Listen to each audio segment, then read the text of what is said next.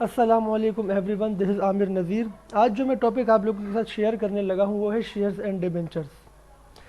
ये टॉपिक ना सिर्फ कॉमर्स के स्टूडेंट्स के लिए बहुत इंपॉर्टेंट है, बल्कि जो जिनका कॉमर्स का बैकग्राउंड नहीं है लेकिन वो थोड़ी बहुत भी अगर उनका इंटरेस्ट है स्टॉक एक्सचेंज में या कंपनीज़ के हवाले से वो इन्फॉर्मेशन फाइनेंशियली उनको जानना चाहते हैं कंपनीज़ को कि कंपनी क्या होती है, उसके शेयर्स क्या होते हैं, डिबेंचर्स क्या होते हैं, तो ये उनके लिए बहुत ही इन्फॉर्मेटिव और हेल्पफुल वीडियो है। और एग्ज़ाम पॉइंट ऑफ व्यू से भी क्वेश्चंस आते हैं कॉमर्स के जो स्टूडेंट्स हैं उनके लिए भी ये बहुत इंपॉर्टेंट वीडियो है। तो काइंडली इसको एंड तक देखिएगा, और अगर आपने हमारा चैनल सब्सक्राइब नहीं किया तो काइंडली इसे सब्सक्राइब, और अगर आपको वीडियो पसंद आए तो इसको लाइक भी कीजिएगा। तो आज का जो हमारा टेबल ऑफ कंटेंट है वो बड़ा एक कंसाइज रखा है मैंने। हम जस्ट शेयर्स की टाइप्स को डिस्कस करेंगे, डिबेंचर्स और उसकी टाइप्स को करेंगे डिस्कस, इनके बीच में जो डिफरेंस होता है वो डिस्कस करेंगे, और एट दी एंड हम अकाउंटिंग प्रोसीजर्स को अंडरस्टैंड करेंगे कि जब कोई कंपनी शेयर्स इशू करती है या डिबेंचर्स इशू करती है तो वो कैसे उसको अपने पास रिकॉर्ड करती है। तो बेसिकली आज का जो हमारी वीडियो का कंसर्न होगा वो ये हमारे जो है ये हमारे पॉइंट्स होंगे जो हम कवर अप करेंगे अपनी इस वीडियो में। तो प्लीज़ एंड तक साथ रहिएगा और शेयर्स और डिबेंचर्स को अंडरस्टैंड कीजिएगा। तो सबसे पहले हम शेयर्स की बात करते हैं। शेयर्स क्या होते हैं? देखिए, तीन तरह के बिजनेसेस होते हैं दुनिया में बाय ओनरशिप। एक होता है सोल प्रोप्राइटरशिप बिजनेस, जिसमें पूरे बिजनेस का एक बंदा मालिक होता है, सारी इन्वेस्टमेंट उसकी होती है और जो भी प्रॉफिट या लॉस होता है वो भी उसी का होता है। सेकंड जो टाइप ऑफ ओनरशिप होती है वो पार्टनरशिप बिजनेस होता है। पार्टनरशिप बिजनेस में ये होता है कि दो या दो से ज़्यादा लोग आपस में मिलकर बिजनेस करते हैं और उनके आपस में प्री डिसाइडेड होता है कि कितना profit and loss sharing ratio होगा उनका, और इसी तरह से वो काम कर रहे होते हैं, और जो भी प्रॉफिट या लॉस होता है वो आपस में डिस्ट्रीब्यूट करते हैं एज पर एग्रीमेंट। जो थर्ड टाइप ऑफ ओनरशिप होती है वो कंपनी या जॉइंट स्टॉक कंपनी कहलाती है। जॉइंट स्टॉक कंपनी जो है वो हमेशा क्या करती है कि जब भी बिज़नेस शुरू करती है तो उसको अपनी रजिस्ट्रेशन करवानी पड़ती है, और इसके लिए वो जाती है सिक्योरिटीज़ एंड एक्सचेंज कमीशन के पास। यानी पाकिस्तान के अंदर जो इदारा है वो है securities and exchange commission of Pakistan. हर मुल्क का सिक्योरिटी एंड एक्सचेंज कमीशन होता है जहाँ पर उस कंपनी को रजिस्टर अपने आप को करना होता है। तो दो तरह की कंपनीज होती हैं, इसमें भी एक पब्लिक कंपनी होती है और एक प्राइवेट कंपनी होती है। तो प्राइवेट कंपनी में जो ओनर्स होते हैं वो अपने आप को अपनी कंपनी को का नाम और उसके पर्पस वगैरह रजिस्टर्ड करवाते हैं और अपना बिजनेस शुरू कर देते हैं। और इनकी तादाद भी, जो ओनर्स की तादाद होती है प्राइवेट कंपनी में, वो 2 से 50 के दरमियान होती है। हम यहाँ बात करेंगे पब्लिक कंपनी के बारे में, because this topic is related to the public company. So in public company there must be at least 7 owners. Maximum owners number of owners पे कोई पाबंदी नहीं है, हज़ारों भी हो सकते हैं, लेकिन कम से कम 7 ओनर्स का या 7 जो प्रोमोटर्स होते हैं जो शुरू करते हैं कंपनी को, पब्लिक कंपनी को, उनका होना ज़रूरी है। तो कंपनी जब स्टार्ट होती है उसका एक प्रोसेस होता है, मैं उस डिटेल में नहीं जाऊंगा। तो कंपनी जब स्टार्टअप करती है अपना, तो सबसे पहला काम वो ये करती है कि कंपनी जब रजिस्टर्ड हो जाती है और लीगली ऑथराइज हो जाती है कि वो अपना बिजनेस कर सके, तो वो सबसे पहले पब्लिक को इनवाइट करती है कि हमारी कंपनी में इन्वेस्ट करें। और कंपनी का जो कैपिटल होता है जो उन्होंने ऑथराइज करवाया होता है, जिसको ऑथराइज्ड कैपिटल कहते हैं, उसको छोटे छोटे हिस्सों में तकसीम कर देती है। इसका मकसद ये होता है कि जब छोटे छोटे हिस्सों में उस ओनरशिप को तकसीम कर लिया जाएगा तो ज़्यादा से ज़्यादा लोग पार्टिसिपेट कर सकेंगे। तो कंपनी की ओनरशिप का जो जो पीसीज होते हैं, जो यूनिट बनाए जाते हैं, इक्वल यूनिट्स होते हैं, उन्हें शेयर्स कहा जाता है। The unit of ownership of a company is usually referred as share. Share का मतलब होता है हिस्सा। तो उस शेयर को जो ख़रीदने वाले होते हैं वो शेयर होल्डर्स कहलाते हैं और वो कंपनी के मालिक होते हैं। तो आपके पास जितने शेयर्स होंगे आप उतने ही कंपनी के अंदर, आपका उतना ही स्टेक होगा, आप उतने ही हिस्से के कंपनी में मालिक होंगे। अगर आपके पास कंपनी का 5% शेयर्स होंगे टोटल शेयर्स का, तो आप 5% मालिक हुए। अगर आपके पास 2% हो गए तो आप 2% मालिक हुए। तो इस तरीके से कंपनी पैसा इकट्ठा करती है पब्लिक से शेयर्स इशू करके। तो कंपनी क्या करती है, जो कंपनी के जो प्रोमोटर्स होते हैं, जो कम से कम 7 प्रोमोटर्स होते हैं, वो कुछ हिस्सा अपने पास रखते हैं, क्योंकि कंपनी पे कंट्रोल करने के लिए कम से कम 51% स्टेक्स होना ज़रूरी है। अगर आप किसी के पास कंपनी के 51% शेयर्स होंगे तो वो कंपनी को अपने कंट्रोल में रखेगा, अपनी मैनेजमेंट लेकर आएगा, अपने डिसीजंस इम्पोज करेगा। इसलिए प्रोमोटर्स 51% शेयर्स अपने पास रख के बाकी शेयर्स पब्लिक को ऑफर करते हैं। और चूँकि शेयर्स के छोटे छोटे यूनिट्स होते हैं तो वो काफ़ी डाइवर्सिफाइड हो जाती है, मतलब है कि मुख्तलिफ लोग उसको ख़रीदते हैं, एक बंदा उसको नहीं ख़रीद सकता। तो कंपनी के शेयर्स खरीदने वाले शेयर होल्डर्स कहलाते हैं और कंपनी के अंदर उनका हिस्सा होता है। कंपनी जब फर्स्ट टाइम शेयर्स इशू करती है तो वो बैंक्स के थ्रू करती है या कोई भी पार्टी हो सकती है जो जो मिडल मैन का रोल प्ले करती है। तो आमतौर पे बैंक्स के थ्रू ही कंपनी करती है और इनको अंडर राइटर्स कहा जाता है। अंडर राइटर्स उसकी पैसे लेते हैं कंपनी से और वो शेयर्स इशू करने में हेल्प करते हैं। और उस प्रोसेस को जो फर्स्ट टाइम शेयर्स इशू होता है उसे कहते हैं IPO यानी इनिशियल पब्लिक ऑफरिंग। तो इनिशियल पब्लिक ऑफरिंग वो स्टेप होता है पहला जो कंपनी लेती है जब कंपनी अपना काम शुरू करती है, because company doesn't have money to invest in assets, so company issues share, collect the money from the share holder and then invest it into different assets. तो वो एक इनिशियल लेवल का लेकिन कंपलसरी स्टेप होता है जो company को लेना होता है। तो दो तरह के शेयर्स कंपनी इशू कर सकती है, एक ऑर्डिनरी शेयर्स होते हैं और दूसरा प्रेफरेंस शेयर्स होते हैं।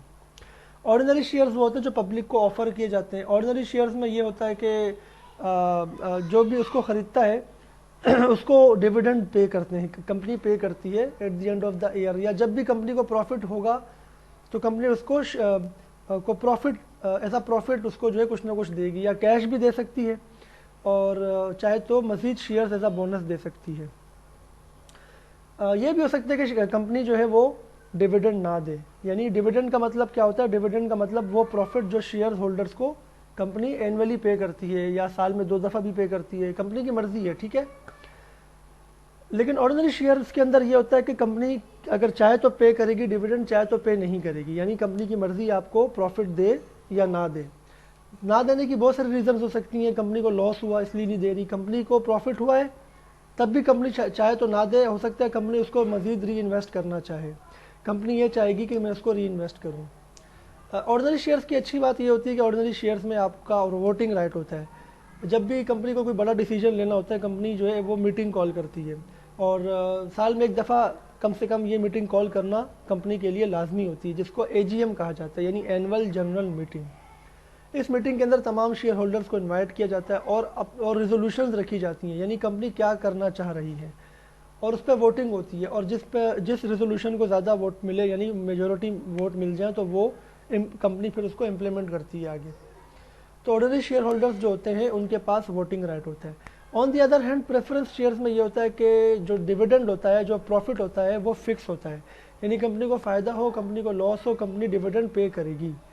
और ये एक हाइब्रिड सिक्योरिटी होती है। इसको हाइब्रिड सिक्योरिटी इसलिए कहते हैं कि इसमें एक तो ये तो कैपिटल है, शेयर्स कैपिटल होते हैं, शेयर्स की जो नेचर है वो कैपिटल है, लेकिन ये हाइब्रिड इसलिए कहते हैं कि ये एक तरह की लायबिलिटी भी होती है कंपनी के ऊपर। लायबिलिटी मीन्स कि कंपनी जो है वो जो डिविडेंड है उसका वो पे करने के लिए कंपनी लायबल है।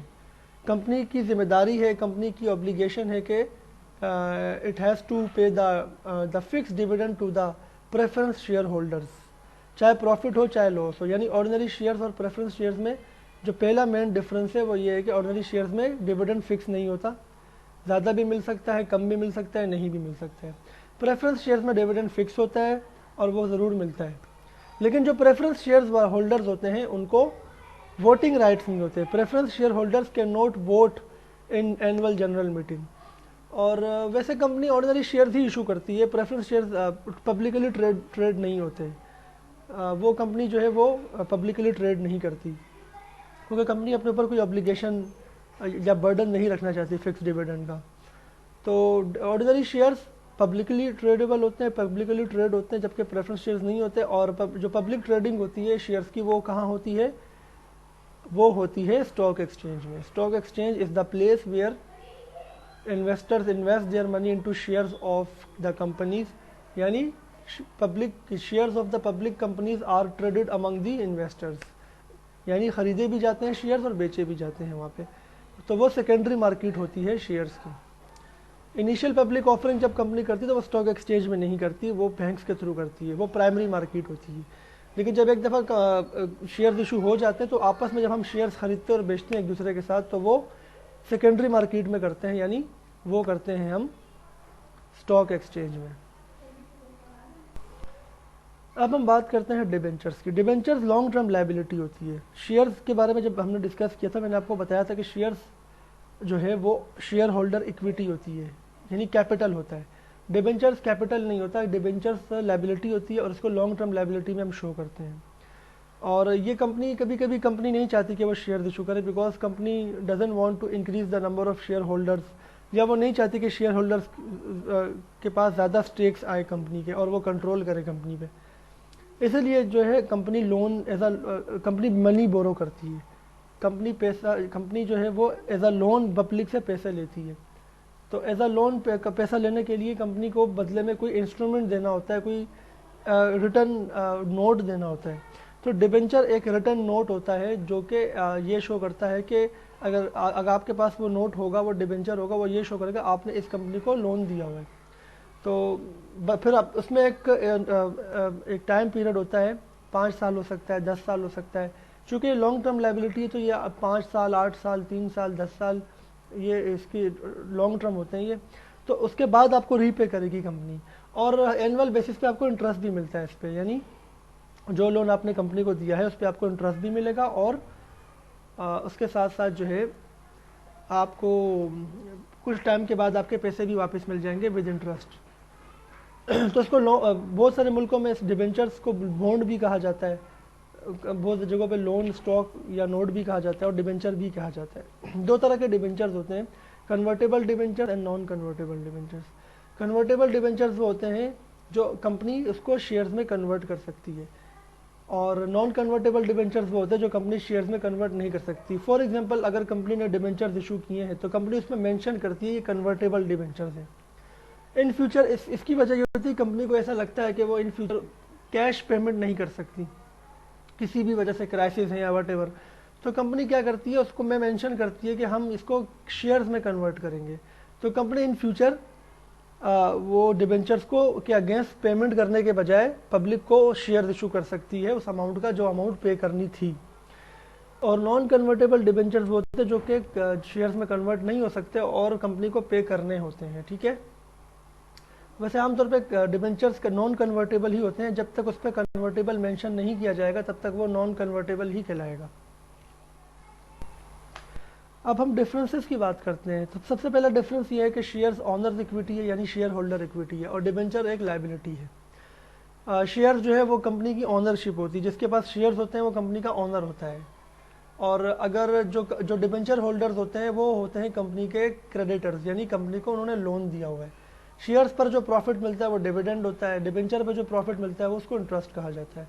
शेयर्स में वोटिंग राइट्स होते हैं शेयर होल्डर्स के पास, डिबेंचर्स में no voting rights. Shares convertible to debentures कभी भी नहीं होते, डिबेंचर्स कन्वर्टेबल हो सकते हैं, जैसे लास्ट में हमने डिस्कस किया था, लास्ट स्लाइड में।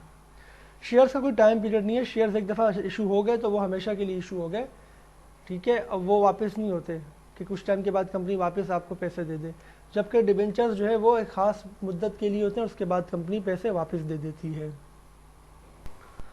अब हम शेयर्स के इशुएंस का अकाउंटिंग प्रोसीजर समझेंगे। ये कॉमर्स के एग्जाम्स में आता है और ये अटैम्प्ट अगर आप करते हैं तो आपको अंडरस्टैंडिंग होनी चाहिए इसकी। तो जब भी इशू होते हैं, नंबर 1 जो हमारी ट्रांजैक्शन है वो है issued ordinary shares against cash और एनी एसेट और any liability at par value. अच्छा, ये पार वैल्यू क्या होती है? देखिए, किसी भी शेयर की जो फेस वैल्यू होती है, जो गवर्नमेंट ने डिसाइड की होती है शेयर की वैल्यू, वो उसकी पार वैल्यू होती है। पाकिस्तान के अंदर शेयर की जो फेस वैल्यू या डिसाइडेड वैल्यू है वो है 10 रुपये, 10 रुपीज़। चाहे वो किसी भी कंपनी का शेयर हो, वो 10 रुपीज़ उसकी पार वैल्यू है। लेकिन वो 10 रुपीज़ में बिकता नहीं है, क्योंकि कंपनी की जो मार्केट वैल्यू होती है वो उसकी कंपनी वो डिपेंड करती है मुख्तलिफ फैक्टर्स के ऊपर। तो कंपनी की पार वैल्यू 10 रुपये ही होती है, मार्केट वैल्यू भले उसकी 1000 रुपये चल रही हो, 500 रुपये चल रही हो, 100 रुपये चल रही हो, या 5 रुपये चल रही हो। तो पार वैल्यू का मतलब 10 रुपये है पाकिस्तान में, और हर शेयर की पार वैल्यू सेम है, एक ही है, और मार्केट वैल्यू सबकी डिफरेंट होती है। अगर हम शेयर इशू करें पार वैल्यू पे तो हम उसके अगेंस्ट हो सकता है कैश ले रहे हो, तो अब इसकी एंट्री क्या होगी? देखिए, ऑर्डिनरी शेयर्स कैपिटल, ये हो जाएगा क्रेडिट, क्योंकि शेयर जब भी इशू होते हैं तो कैपिटल इंक्रीज हो जाता है, कंपनी के पास कैपिटल आ जाता है, कंपनी कैपिटल जो है वो पब्लिक को इशू कर देती है। तो डेबिट क्या होगा, अगर उसके अगेंस्ट हम कैश ले रहे हैं तो कैश डेबिट करेंगे, अगर उसके अगेंस्ट कोई और एसेट ले रहे हैं, मतलब ये कि कोई फिजिकल एसेट ले रहे हैं, बिल्डिंग ले रहे हैं, कोई ज़मीन ले रहे हैं, तो वो डेबिट करेंगे। और अगर वो कोई लाइबिलिटी अगर हमारे ऊपर थी उसको चुकाने के लिए शेयर्स दे रहे हैं, जैसे पीछे ने डिस्कस किया कि कन्वर्टेबल डिबेंचर्स होते हैं, तो वो डिबेंचर्स हमारी लाइबिलिटी थी, अब हमने उसको एडजस्ट करने के लिए शेयर्स इशू करनी है, तो वो लाइबिलिटी जो हमारे ऊपर थी वो ख़त्म हो जाएगी, डेबिट हो जाएगी। अच्छा, शेयर सेकंड जो एंट्री है उसमें प्रीमियम का जिक्र है। देखें, शेयर्स को प्रीमियम पे भी इशू किया जाता है। प्रीमियम का मतलब होता है पार वैल्यू से ज़्यादा पे, यानी अगर 10 रुपये का शेयर है और हम 12 रुपये का इशू कर रहे हैं, 15 रुपये का इशू कर रहे हैं, हम कंपनी हैं, बेसिकली अकाउंटिंग हम जो कर रहे हैं हम एज अ कंपनी कर रहे हैं, हम शेयर्स इशू करने वाले हैं, ठीक है। प्रीमियम का मतलब होता है कि अगर हम शेयर्स को पार वैल्यू से ज़्यादा पे बेचें, भले 1 रुपया ज़्यादा पे बेचें या 10 रुपये ज़्यादा पे बेचें, हमें प्रीमियम होगा। तो उसमें क्या होगा, जो भी हमें कैश मिल रहा होगा या जो एसेट हमें मिल रहा होगा वो डेबिट हो जाएगा। शेयर्स कैपिटल पार वैल्यू से ही होगा क्रेडिट। इसकी एग्जांपल ये है कि अगर आपने एक शेयर बेचा 15 रुपये का, पार वैल्यू है उसकी 10 रुपये, तो कैश डेबिट कर दोगे आप 15 रुपये से। शेयर कैपिटल हमेशा पार वैल्यू से ही आपने रिकॉर्ड करना है, चाहे आप शेयर जितने का भी बेचो, तो शेयर कैपिटल 10 रुपये से होगा क्रेडिट, क्योंकि आपने पार वैल्यू से रिकॉर्ड करना है। और प्रीमियम आपको 5 रुपये का हुआ है तो प्रीमियम को आप 5 रुपये से क्रेडिट कर दोगे। अच्छा, शेयर्स डिस्काउंट पे भी इशू होते हैं, जैसे 10 वाला शेयर आपने 8 रुपये का बेचा, 7 रुपये का बेचा, तो अब इसमें क्या होगा, डिस्काउंट भी आपको एंट्री में डालना होगा। तो इसका तरीका ये है कि जो भी आपने रिसीव किया है कैश या कोई एसेट या कोई लाइबिलिटी एडजस्ट की है वो डेबिट करोगे आप। और अगर आपने कैश रिसीव किया है, मतलब आपने जो है ना 8 रुपये, 10 वाला शेयर 8 रुपये का बेचा है, तो 8 रुपये का कैश आप डेबिट कर दोगे। और 2 रुपये का डिस्काउंट हुआ ना, इसका मतलब है कि 2 रुपये का डिस्काउंट भी आप डेबिट करोगे। और शेयर कैपिटल को आप 10 रुपये से ही क्रेडिट करोगे। एक चीज़ याद रखिएगा कि डेबिट हमेशा क्रेडिट के बराबर होता है। तो इसमें भी आप देखिए कि 8 रुपये से कैश डेबिट हुआ, 2 रुपये से डिस्काउंट डेबिट हुआ, तो ये हो गए 10 रुपये, और कैपिटल आपने पार वैल्यू से ही क्रेडिट किया है, तो ये बराबर हो गया आपस में। नंबर 4 है issued ordinary shares to promoters of the company. Company के जो प्रोमोटर्स हैं, प्रोमोटर्स कौन होते हैं, कंपनी के प्रोमोटर्स कंपनी को शुरू करने वाले लोग होते हैं। यानी मैंने आपसे शुरू में कहा था कि कम से कम 7 लोगों का होना ज़रूरी है। तो जो 7 लोग जिन्होंने कंपनी को शुरू किया है वो कंपनी के प्रोमोटर्स हैं। और कंपनी के प्रोमोटर्स कंपनी से शेयर्स लेते हैं, एनुअल बेसिस पे ले सकते हैं, या जो भी इनका आपस में शुरू में इन्होंने कुछ लीगल कोई इन्होंने इसमें डाला होता है कि हमें शेयर्स मिलते रहने चाहिए, ताकि वो अपनी शेयर्स पावर को मेंटेन रख सके कि मैक्सिमम शेयर्स इनके पास रहें। तो बदले में कुछ भी नहीं देते, पैसे वैसे नहीं देते, क्योंकि ये कंपनी के स्टार्ट करने वाले लोग होते हैं, प्रोमोटर्स कहलाते हैं ये। तो ये शेयर्स लेते रहते हैं। तो कंपनी इसके लिए एक अकाउंट चलाती है जिसको प्रिलिमिनरी एक्सपेंस कहते हैं। कंपनी के शुरू में के जो खर्चे होते हैं वो प्रिलिमिनरी एक्सपेंस में जाते हैं, यानी कंपनी के जो लीगल चार्जेस है, डॉक्यूमेंटेशन चार्जेस हैं, कंपनी के शेयर इशू करने के चार्जेस हैं, वो सारे के सारे प्रिलिमिनरी एक्सपेंस में जाते हैं। चूँकि कंपनी को कुछ नहीं मिल रहा है इनसे बदले में, तो कंपनी इसको भी एज अ एक्सपेंस कंसिडर करती है और इसको प्रिलिमिनरी एक्सपेंस में डालती है। प्रिलिमिनरी एक्सपेंस वैसे तो एक्सपेंस हम लिखते हैं, लेकिन इसको हम हमेशा एसेट्स में शो करते हैं, क्योंकि ये कंपनी का वो खर्चा नहीं होता जो कंपनी नॉर्मली करती है, जैसे सैलरी का खर्चा है, रेंट का खर्चा है, इंश्योरेंस का खर्चा है। कंपनी इसको कैपिटलाइज करने के लिए इसको एसेट्स में शो करती है, यानी जब अब कंपनी बैलेंस शीट बनाती है तो इसको एसेट में रखती है। और चूँकि कंपनी ने शेयर्स इशू किए हैं प्रोमोटर्स को, तो इसलिए शेयर्स कैपिटल को हम करेंगे क्रेडिट, और ये एंट्री हमेशा पार वैल्यू से रिकॉर्ड होती है। अब जब कंपनी नेक्स्ट स्टेप में क्या है कि कंपनी डिविडेंड डिक्लेयर करती है। देखो, डिविडेंड जो होता है ना वो पहले डिक्लेयर होता है। डिक्लेयर का मतलब है अनाउंस्ड होता है। तो 2 तरह का डिविडेंड होता है, मैंने बताया था, कैश डिविडेंड और स्टॉक डिविडेंड। कैश डिविडेंड का मतलब होता है कि कंपनी ने अनाउंस किया हम कैश एज अ प्रॉफिट देंगे शेयर होल्डर्स को।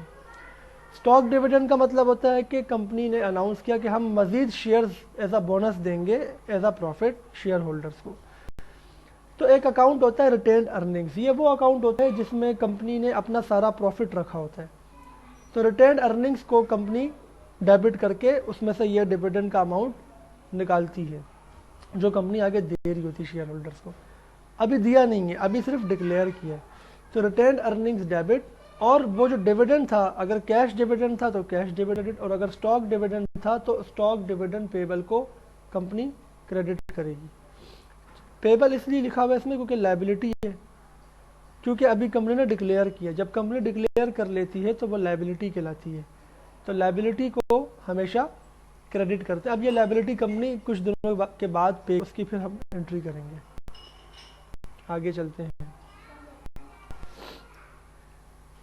अब हम डिबेंचर की इशुएंस की बात करते हैं।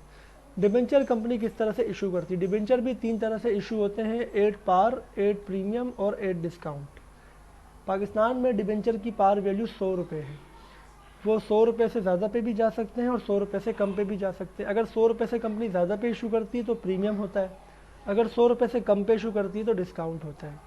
तो जब भी कंपनी पार वैल्यू पे यानी 100 वाला डिबेंचर 100 का ही इशू करेगी तो वो जो कैश मिल रहा होगा वो डेबिट करेगी, या कोई एसेट अगर उसके अगेंस्ट मिल रहा है तो डेबिट करेगी, और डिबेंचर्स पेबल को क्रेडिट करेगी। डिबेंचर्स पेबल लायबिलिटी है, इसलिए इसको पेबल लायबिलिटी जब बढ़ती है तो क्रेडिट होती है। अगर डिबेंचर को प्रीमियम पे इशू करेगी तो प्रीमियम ऑन डिबेंचर्स भी क्रेडिट करना पड़ेगा। अब इसमें भी ये बात याद रखिएगा कि डिबेंचर्स पेबल हमेशा पार वैल्यू से होगा क्रेडिट। फॉर एग्जांपल, अगर 100 वाला डिबेंचर आपने 110 रुपये का इशू किया है तो कैश आप डेबिट करेंगे 110 रुपये से। डिबेंचर्स पेबल को 100 रुपये से ही आपने क्रेडिट करना है क्योंकि उसकी पार वैल्यू 100 रुपये है, और प्रीमियम ऑन डिबेंचर 10 रुपये से हो जाएगा क्रेडिट। अगर इसी तरह आपने डिस्काउंट पे इशू किया हुआ है तो डिस्काउंट में भी अगर आपने सपोज 100 वाला डिबेंचर 95 रुपीज़ का इशू किया है तो कैश आपको मिला 95 रुपीज़, आपने 95 रुपीज़ से कैश डेबिट कर दिया।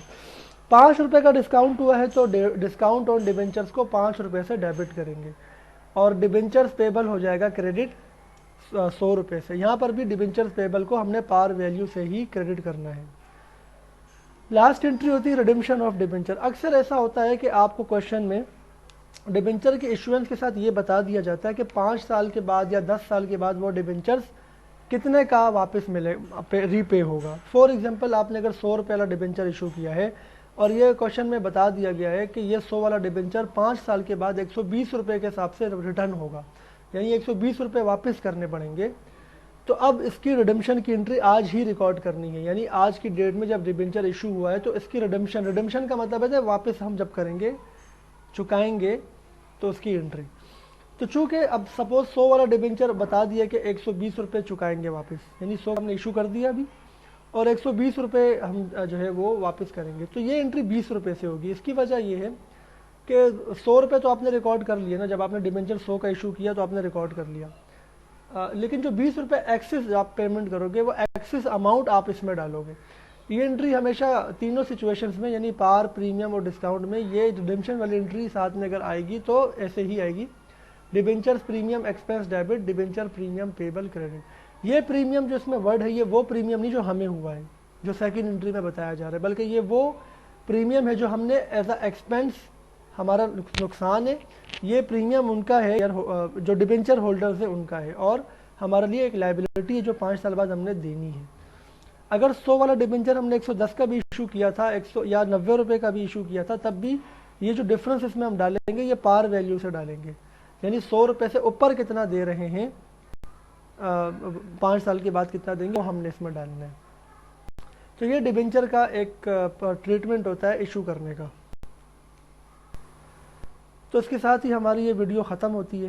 उम्मीद है आपको पसंद आई होगी ये वीडियो, और अगर आप हमारे ऐसी ही मज़ीद वीडियोस देखना चाहते हैं तो काइंडली अगर आप हमारा चैनल सब्सक्राइब करें, हमारी इस वीडियो को अगर आपको अच्छी लगी ये वीडियो उसको लाइक करें, सजेशन देना है तो कमेंट बॉक्स में सजेशन दें, इन्हें शेयर करें अपने दोस्तों के साथ, स्पेशली कॉमर्स के स्टूडेंट्स के साथ, और आप हमें इंस्टाग्राम पे भी फॉलो कर सकते हैं और आप फेसबुक पे भी फॉलो कर सकते हैं।